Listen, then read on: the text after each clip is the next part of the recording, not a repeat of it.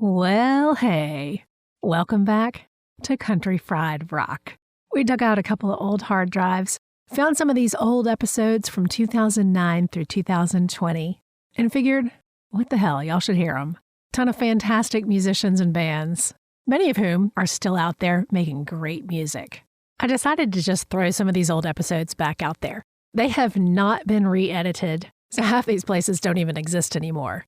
Never mind the URLs, don't even bother. But a lot of these bands really made great music, and I want you to hear it. Dig them up on your favorite streaming service if you can't find them elsewhere, and go see a show if they're still playing. So if you're new to Country Fried Rock, starting back in 2009, this was a syndicated radio show that aired in more than 50 markets across the globe. The structure follows some of the format of older syndicated radio programs, and we left it that way. So we'll bounce around back into the archives and let us know if there's anybody in particular you'd like us to try to dig up off these extremely disorganized hard drives. No matter what, we sure appreciate you being here. You can toss some money in the tip jar, or what the hell, join the fan club. But it's most important that you check out this music. It's all there for you these days on countryfriedrock.com and your favorite podcast app. Tell a friend, smash that follow button, and give us a 5-star rating and review. That hasn't changed, no matter how much my hair color and eyeglasses have. Thanks for being here.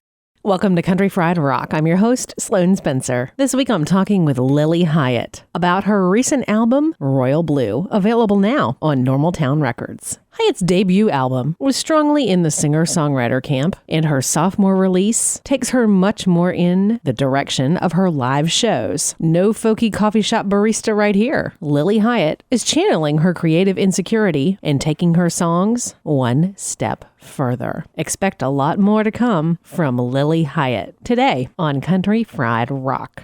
My guest today on Country Fried Rock is Lilly Hiatt, who I've been tracking down for the past couple of records, but her most recent one is Royal Blue, out now on Normal Town Records. Welcome. Hey, thank you for having me. Yay! So I'm very excited to get to finally chat with you. I've seen you live once, a solo acoustic situation, quite a while ago, well before this album. Wow. Okay, cool. Well, hopefully you'll see me again sometime with the band. I'm always wondering when people say that. I'm like, when was it? Because you know how you always think, well, it's better now. It's better now.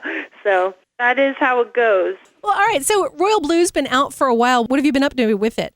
Well, been on the road for about a month. I just got back a few days ago to Nashville. So I'm just getting in the swing with being back in town and prepping for the summer and seeing what kind of stuff comes up. So, were you touring solo or with a band?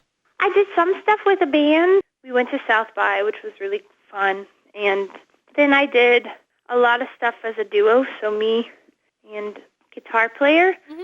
So we were out on the West Coast, and that was fun and presents some odd challenges, but in the best of ways. So the band stuff's easy, but the solo, duo, that stuff gets a little trickier in terms of engaging people, Songs obviously change when you're having to have a different kind of setup like that. They totally change, and kind of trying to figure out how to maintain the essence of the record, yet rework it so that it's conducive to that kind of format. It's a process, but it's fun, so I enjoy it. I guess I first got to know about you just before the previous record came out, and you have had a ton of professional changes in the meantime. What started with you making your own music? Well, I think that I have always kind of had that as the goal. I mean, I went to college and studied. I didn't study music in college, but I still had the mindset of, but I'm going to play music.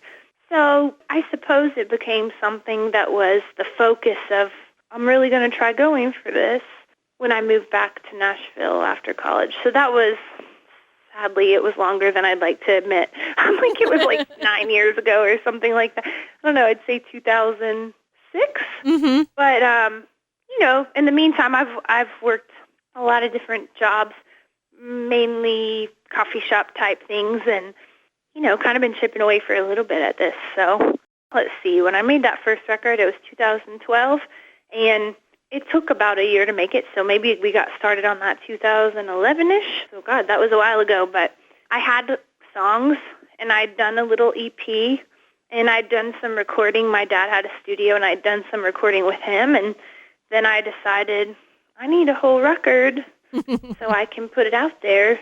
I kind of talked to him about producing it, and he was like, why don't you talk to my friend Doug about that? Because I don't think he didn't want to. I just think he wanted me to kind of find my own way with that. And I ended up talking to Doug Lancio, and he was really willing to work with me. And over time, I was able to, and through the kindness of my bandmates and different people willing to work with me at a pre-budget price, I was able to make that record and pay for it, And then that became something that was my first piece of work that I could present, try to get somebody to distribute it.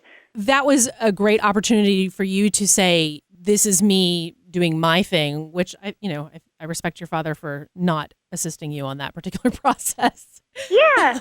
No, I thought that was really cool. He just wanted me to go my own way, so it was a loving, smart thing to do on his part. So. Sure, I totally support that. After that record with the Drop Ponies came out, what continued to evolve for you in your music? When the first record came out, a lot of those songs were gathered over a few years' time, and you grow up, you change, you gain confidence, you lose it, you gain back more. I think all sorts of life events occurred, and that becomes part of writing and perspective, and it's ever-changing, that whole thing. I'm always looking at things from new angles, but there's a continuation of kind of finding what your voice is. I don't think I've completely found that, but I think I have a better idea now than maybe I did then, but what I was doing then was where I was at the time. Hey, y'all, this is Sloane Spencer, the host of Country Fried Rock. Those of y'all who listen on our podcasts, it's a quick hit of just the conversation. If you want the full radio program with all the songs that we talk about, ask for it on your local radio station, joining 20 other stations across the country. Get the goods at countryfriedrock.org. Hey, this is Lilly Hiatt on Country Fried Rock. Once that was out and you knew that you were going to be making another album, what was your process in gathering your new songs, since they're all written by you? I think I work all right with deadlines, and I knew I wanted to have a record made within the next year. Well, the year prior to recording my last album, Royal Blue, I knew I wanted to make something, so I just started writing, and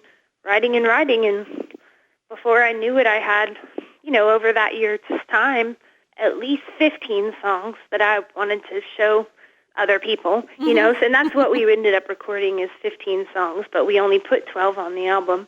It's motivation. When I know I need to have a batch together, I'll do it. It was good. I wasn't doing a lot else either. I mean, I was working at Whole Foods and traveling a little bit, but it's not like I was on the road a ton. It's, I was pretty grounded, so I had plenty of time to just write stuff. Some of those songs I played out, but only a few, really. The rest, a lot of them had never been played other than to my garage band on my computer. So most of those songs for pre-production, the band really knew only 3 of the songs. The rest, we spent 3 days rehearsing before we recorded, and they got the feel for them really fast. That's a lot of fun.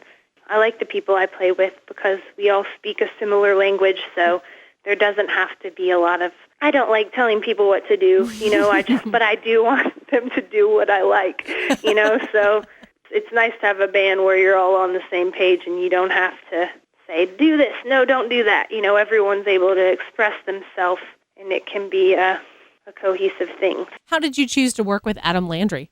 I had known Adam for a while, and I really like him as a person, and I like the other bands he works with. I like Deer Tick, and I like Diamond Rugs a lot. That record that they made at his studio was one of my favorites. He's a cool guy, and I like his whole approach, and I knew he did analog recording, which I'd always been interested in. So I just had a feeling like this is going to be cool. I've had people ask me, like, how was it working with Adam? Or I'm thinking about working with him, and I'm like, you should, because he has a real unique style and way of working. He's a really smart, and he's one of those people that, I don't know, he doesn't step on your toes, but he brings a lot to the table. But he does it for you, not for himself, which I really love about Adam. So a lot of people want different things in a producer relationship, and so it's good to find one that is helping you become a better you. Yeah, it is. Yeah, with him it was really easy and fun and to work, but it did feel like, we're speaking the same language. No, same thing with when, I showed the songs to my band and they're like, oh, we know what to do. And I'm like, yeah, that's exactly it. To me, it was almost like, well, Adam's another band member, and he was kind of tying it all together for us. When you're recording and touring, do you work with the same folks or do you have different bands for the different circumstances? Sometimes that changes around.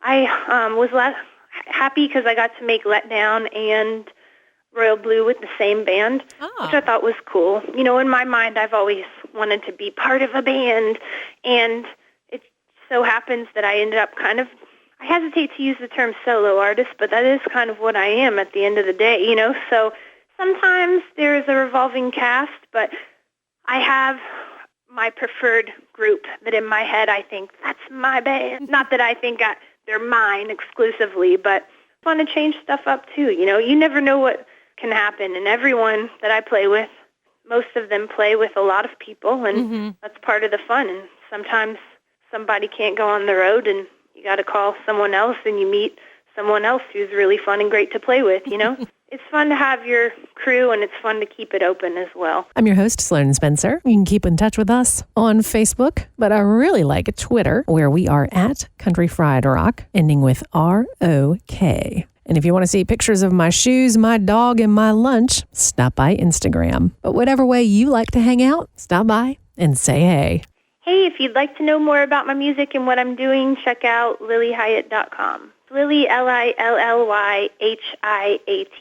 Speaking of collaborating or different kinds of collaborating, who have you enjoyed getting to play with? We did a show with this girl, you've probably heard of her, Adia Victoria. Oh, yes. She's really cool. I like her band. I love her band and her thing. I think it's really neat. And she's only got 3 songs out right now, so I can't interview her until she has an album, but I'm waiting. Yeah, she's. I really, really think what she's doing is cool, and I love her drummer, Tiffany Minton, is just awesome, and their whole setup is really neat. So that's fun, and I have this band Buxton that's on New West. Yeah. We got to do some shows with them recently, and that was really cool. It's great to be on bills and all be rooting for each other, you know what I mean, but also be playing with really great musicians so that not to feel competitive or anything, but just so you're like, oh, I got to really up my game on this and do as good a job as they did, Right. So you happen to be in Nashville/East Nashville, so that you're able to see a lot of the bands that may not be able to be on the road to the degree that those of us who live elsewhere would like. So who's kind of in the scene right now that you really are enjoying getting to see? I really like that band Bully. I mean, they're starting to really get out there too. I think Aaron Ray is really, really talented, just beautiful voice, great songwriter. Margot Price's new love her country band is just great. And I've known her for a while and seen her work really hard and try lots of different things. And it's just really neat to watch. I'm sure I'm forgetting people because I know that I think about this all the time of, I love this band. I like Aaron Lee Tasjan. Yep. I think he's a really great writer. And there's just so much going on in Nashville. It's crazy to me. Well, and we have to say that both Margot Price has been on the show with one of her previous bands, talking specifically about the fact that she was getting ready to start a country band, which is now Margot and the Price Tags. Aaron Lee Tasjan's been on as well, and he's a good friend of the show. Just great folks, tons of great folks, and I love checking out the other people that you've recommended as well. Yeah, it's neat. I actually just had a coffee with Aaron Lee the other day, and we were kind of talking about this very thing of just the bevy of talent in town. It's a very inspiring thing if you let it be. It can be a very intimidating thing as well, but it used to be for me kind of like, oh, I don't know if I can keep up, or, when you get to comparing yourself with others, that's not good. At least for me, it's not. But when you use it as more of an inspirational, kind of motivational. That mental shift in how you think about it can really make a difference. It does make a difference. And it kind of took me moving out of town to kind of get there. I moved out of Nashville briefly, and I missed it so badly. And all the things that kind of intimidated me about it and had for so long, I realized were the things that kind of kept me going. So I vowed when I moved back to make sure to maintain that perspective and not get chased away because I didn't think I could cut it. Right. It's a good place.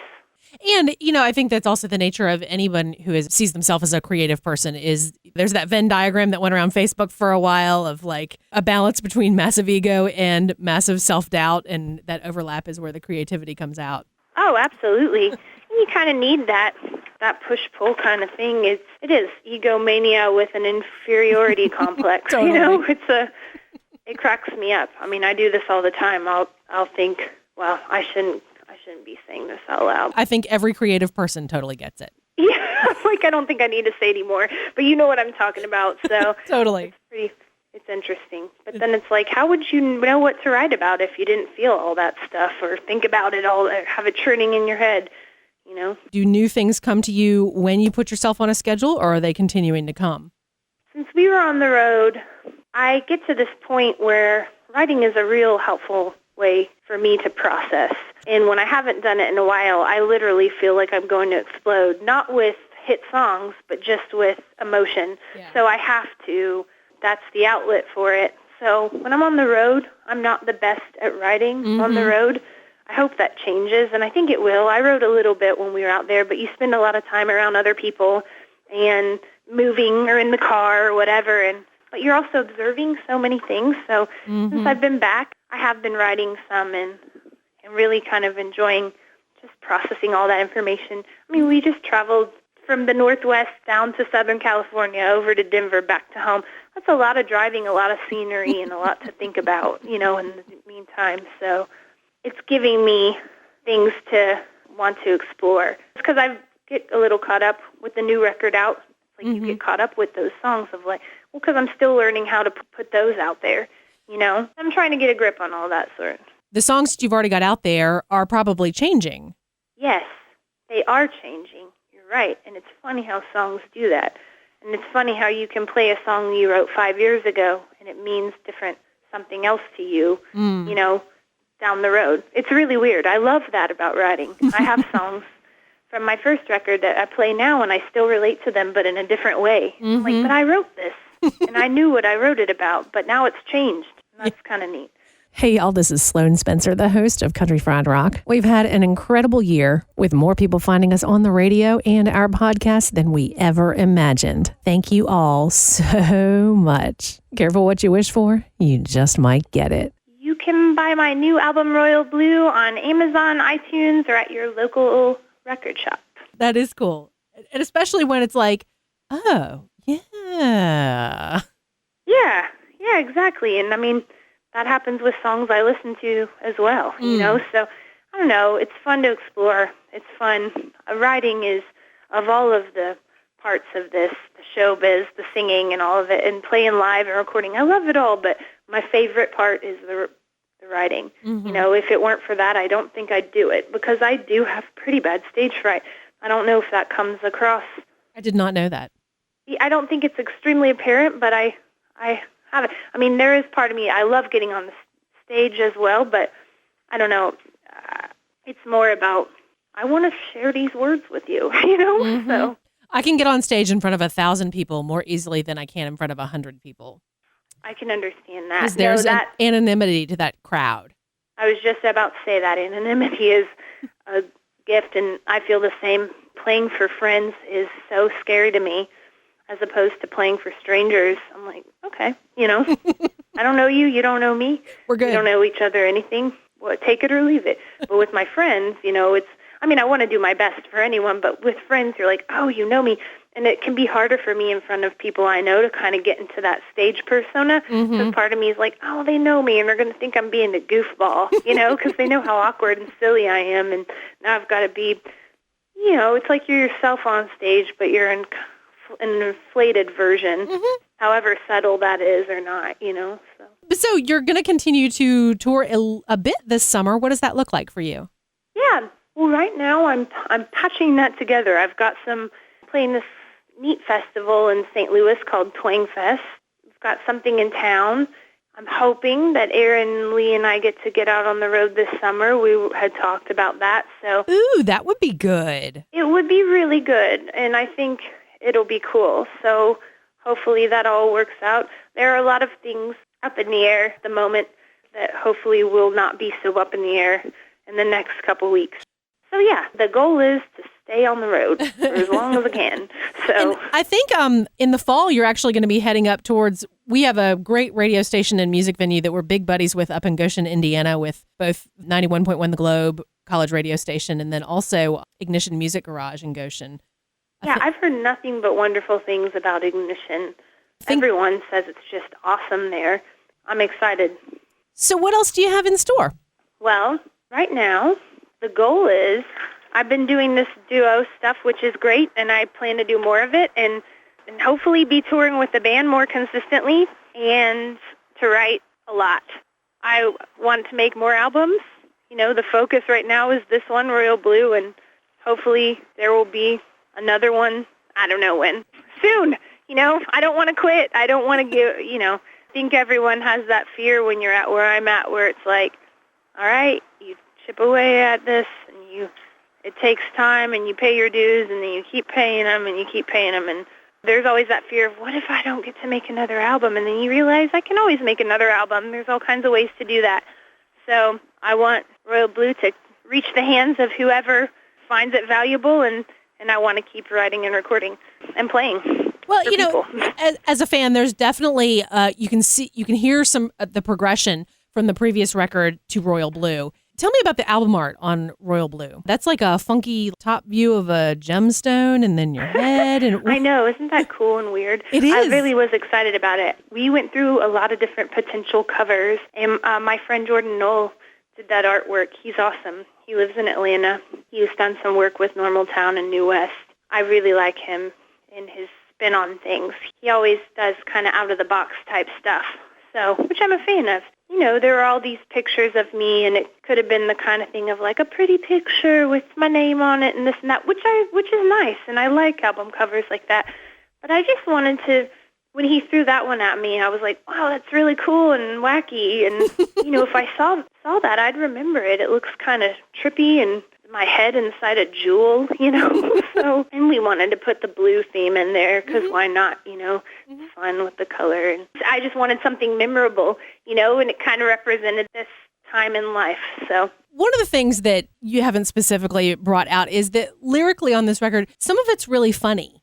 Well, I'm glad you think so. That makes me really happy because I think, you know, there is some kind of heavy subject matter on there, but life is funny and dark stuff is funny, and I think I have a bit of a dark sense of humor, so I should have been clear about that. That comes across in the writing. That makes me happy. I should have been clear about that. Dark humor, yes. My kind of humor. I'm glad you pick up on that. Yeah. Jesus would have let me choose a restaurant or something to that effect. Yeah, it's a long title, I know. I was like cracking up. Good. I want that song to crack you up, you know? It's like, but it's not you hear the funny. word Jesus, and they're like, oh no, where is this going to go? And I'm like, if you listen, it's a funny song. It's not a serious, you know, it's not a serious song. It's meant to be tongue-in-cheek kind of thing. So I'm a huge Replacements fan, so I always am of the, you know, Jesus rides beside me, never buys any smokes, has always cracked me up. I'm a big Replacements fan too, so I'm on the same page as you with that. But anyway, because that's like one of the most brilliant lines ever. So yeah, it is. Normal Town usually puts out records on vinyl. Is Royal Blue available that way as well? Yes, it is. Absolutely. It's cool vinyl, too. It's blue. Pretty nice vinyl. Well, Lilly Hiatt, take care. Safe travels. Thank you so much. Yeah, you too. Talk to you soon. Bye-bye. I've really enjoyed talking with you. countryfriedrock.org. Copyright 2015. All rights reserved. Our 2015 bed music is from Drivin' and Cryin's debut album, Scarred But Smarter. Got a great band you want to hear on Country Fried Rock? The best thing to do is tweet us at Country Fried Rock. That's Country Fried, R-O-K. You can subscribe to our weekly podcast on iTunes. Just search Country Fried Rock. Country Fried Rock radio programs are distributed to public radio through the Public Radio Exchange, prx.org. Our Country Fried Rock stinger is from Steve Soto and the Twisted Hearts. Ever he been helping us some country fried rock.